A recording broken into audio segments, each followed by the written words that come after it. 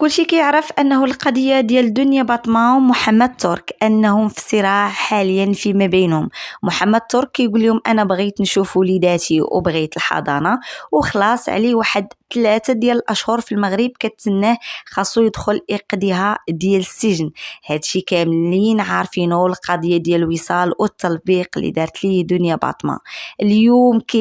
كتنزل دنيا باطمة شي أغنية كيضربها ليها مؤخرا. أغنية ديال الخربوشة اللي قالت دنيا باطمة أنها وصلت طوندونس وهادي عليها حقوق الطبع والنشر، يعني اليوتيوب حذفها لأنه عليها حقوق طبع ونشر، وكذلك هو حذف لها أغاني على القناة ديالو هو باش ما تبقاش معروفة. هي ما مسوقاش، وكيف ما لي فان ديالها كيهضروا كيغوتوا كيقولوا لها ديري انتاج اغاني ديالك، شوفي واحد المناجر اللي يخدم معاك، شوفي السيده ما كايناش هنا، كتسنى غير دوك الاغاني القدام تعاودهم وتنزلهم على القناه ديالها. ولكن اي واحد نزلات شي اغنيه ديالو كينوض يطالب بحقوق الطبع والنشر وكيرسل واحد الطلب لاداره اليوتيوب، واداره اليوتيوب كتم بحذف هذيك الاغنيه وما كيبقى عندها والو، عكس الفنانات الاخرين اللي كيديروا انتاج اغاني يعني ديالهم،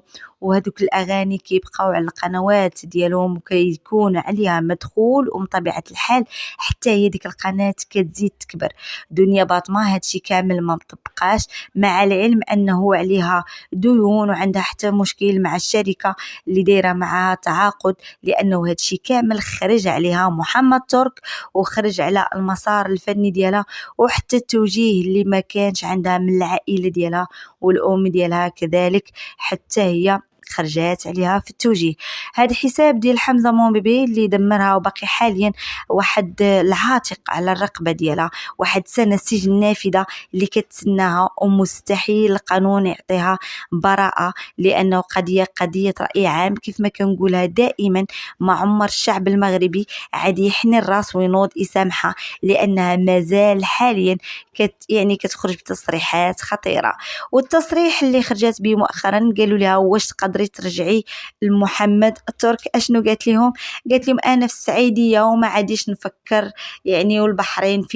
فين البحرين، لانه البحرين مستحيل تمشي ليه، وانهم محيدين لها الباسبور ديالها، يعني مستحيل تخرج خارج ارض الوطن، لانه خاصها تدخل تقضي ديك العقوبه اللي عليها، ومن بعد هي اللي ممكن تاخذ الباسبور ديالها وتمشي فين ما بغات. اما الترك يخرج في لايف على التيك توك وكيقول انه عادي تدخل السجن، وانه عادي ياخذ الحضانه ديال البنيات، وهنا فين عادي ينتقم منها، وعادي تكون الضربه القاضيه ليها من غير هاد الضربه ديال خربوشه اللي تم الحذف ديالها على القناه ديالها. هادشي كامل وهي مازال